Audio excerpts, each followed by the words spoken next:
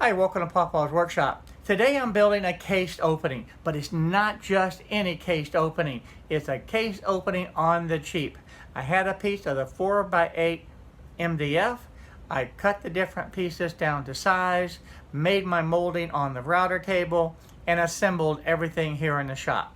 Now, due to the coronavirus, I'm not able to leave the house to be able to show you the install. But I still want to show you the steps that I did using a 1/2 inch MDF to be able to make this case opening. So let's get started.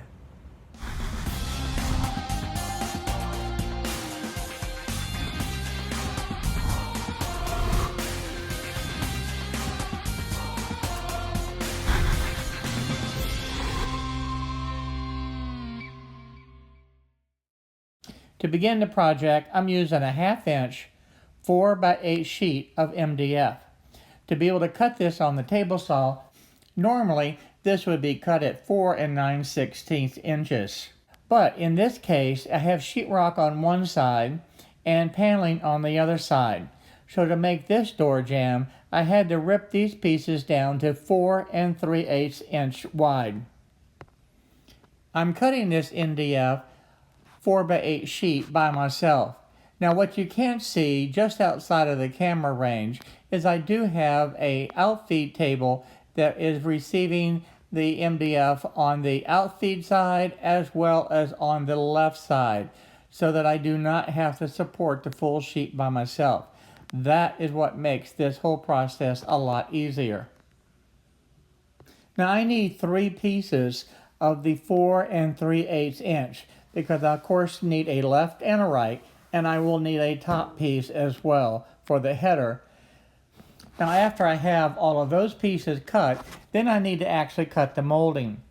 The molding is 3 1/4 inches wide, and I need of course 4 pieces of that, plus I need the 2 pieces for the header. So that would be 5 pieces all total that I'm going to cut 3 1/4 inches.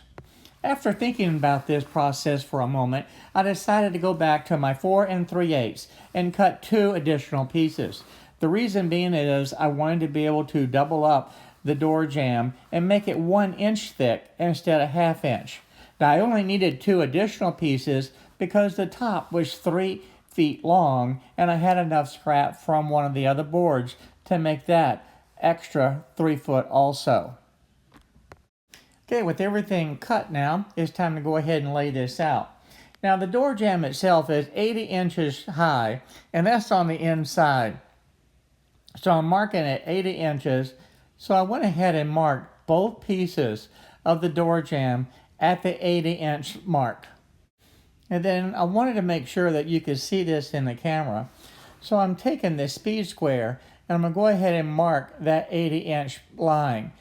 And then I'm taking a scrap piece of the 1/2 inch, and I'm just going ahead and making sure that I have that line marked as well. And I wanted to transfer that over with that 1/2 inch scrap to be able to know exactly where my header piece is going to go. Now remember, I said this is going to be 1 inch wide, so I went ahead and marked 2 lines to be able to identify exactly where my header pieces were going to be placed. Now that everything is marked, I want to take the second piece, the part that's going to be acting as the double on this door jamb, and I want to line it up exactly where it needs to be at the bottom of my mark, and then I'm going to just scribe it at the other end and be able to cut that off, and it'll be the exact length. No need for a tape measure here. Now with all these pieces cut, I'll set this aside and start working on the molding itself. Now these are the pieces that were cut 3 1/4. Now in the router table, I set up a 45-degree chamfer bit, and I've made molding like this before for this particular home, and I'll put a link up above to be able to show you that video on how I made the molding. But all I'm doing here is just running these 3 1/4 inch strips through the router table on the 45-degree chamfer bit. And that is all that I'm doing to create the molding for this cased opening. And one of the things that you might notice is I do not have a shop vac connected to this router table any longer. With all of the modifications that I have made to my central vacuum system, I now can use the central vacuum on this router table, and it works extremely well. And it's much quieter and a lot more convenient to be able to just plug the hose into the router table and turn the machine on and start cutting. Now it's time to go ahead and join these two pieces together, and I'm using a lot of glue. Now typically when you build a door jamb, it's really 3/4 of an inch thick, but because I'm using a 1/2 inch MDF, I felt that that was just too thin, and that's why I'm doubling it and putting the two 1/2 inch pieces together. Of course I'm going to glue it, but I'm not going to clamp it. What I'm going to do is use a pin nailer to nail it together. By using the pin nailer, it makes it where it's a tiny little, almost like a needle that will hold the two pieces together. And I can put in quite a few of them without leaving any type of marks on the wood. And all I have to be able to do is just align it, nail it in, and I'm nailing about every 6 inches to a foot apart. And that is going to hold it just fine until that glue dries. Now this is a close-up look at what the little pin nails look like. And it's a very tiny. It's actually 23 gauge. So it's very small. But it's also a very effective nail to be able to hold this in place. Now it's time to nail the pieces together. And I'm switching to a different gun. And I'm using an actual staple, because that will hold a lot better on these corners than a regular nail. Of course, in addition to using the staples, I am going to use glue to be able to secure this joint together. And you've seen me do this many times. I use my finger to spread the glue out, because I do want to make sure that it has a good even coat of glue on all of the surface. Now I'm using the table itself to be able to align this and then shoot it into place. Now the staples that I'm using are 1 inch long, and that's plenty of length because I'm actually shooting this through the 1/2 inch material. And I'm going to use several staples to be able to hold that in place. And when the glue dries, the glue will be able to hold it strong as well as the staples, so it makes for a good joint. Now my workbench is 3 feet wide, and this casing is also 3 feet wide. So you can see that extra piece of scrap wood that I put underneath it to be able to support that extra distance. I really didn't want that casing to fall off the edge of the workbench and hit the floor. But this side is exactly the same as the other. I'm putting on an ample amount of glue, getting it aligned properly, and then I'll just go ahead and nail it into place with that same 1 inch long staple. One of the little tricks that I like to be able to do is take a pencil and mark right where the reveal is going to be when I put the molding on. And that way it helps me keep the molding straight, and I know exactly where to staple it in place.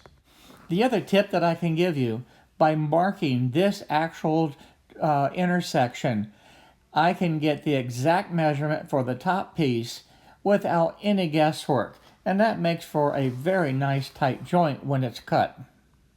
Now I went ahead and cut the 45 cut on the other end of this piece of molding. I put it exactly where it needs to be in position, and then I can mark this in, and I mark it based on the intersection of that point. I also put a little diagonal line so I know which way that it needs to cut when I go over to the miter saw. Now that I have the first one cut, I can use this as the template and mark the second piece, because of course I'm going to need a second piece on the back side of the cased opening. So I'm going to use that as the template now. Go ahead and cut the exact duplicate, and I'll set it aside. Now I'm going to use the exact same process to cut the casing for the vertical portions. Now I'm going to need a total of 4 pieces.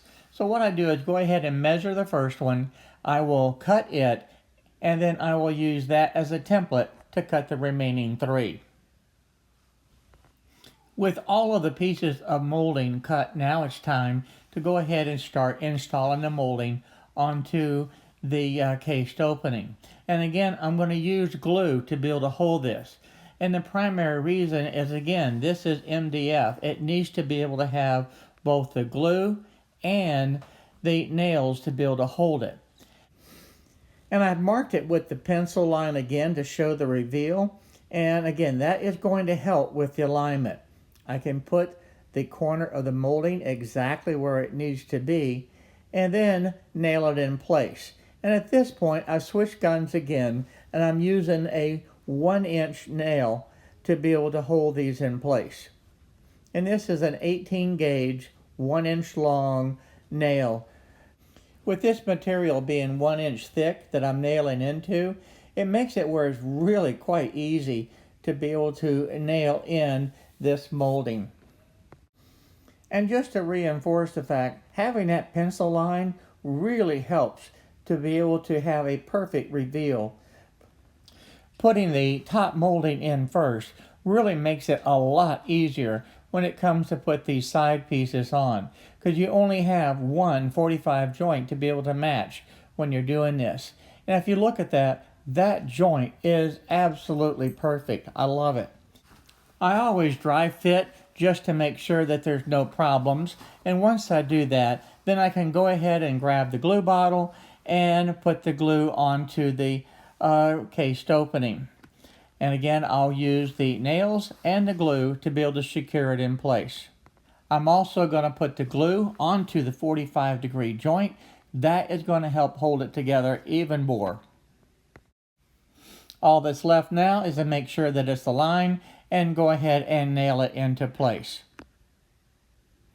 I am putting one nail at the very top just to be able to help hold the mitre joint in place while the glue dries. With the corner and the mitre all secure, then I can just go ahead and check the alignment with my pencil mark and nail this remaining piece all the way down.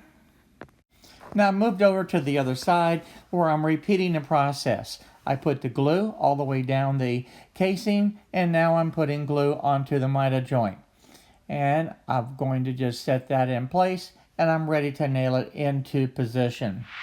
Now my son came and picked up the cased opening and brought it over to his house to be able to install it. Then a little while later, he sent me this picture of the cased opening all installed. Nice job, son. Hi everyone, thank you for watching my video today. If you like the video, please go ahead and hit the subscribe button down below and the little bell next to it so you'll be notified on the different videos that I upload. Also check out the videos over here to be able to stay up to date on the happenings in my shop. So again, thank you for watching my videos.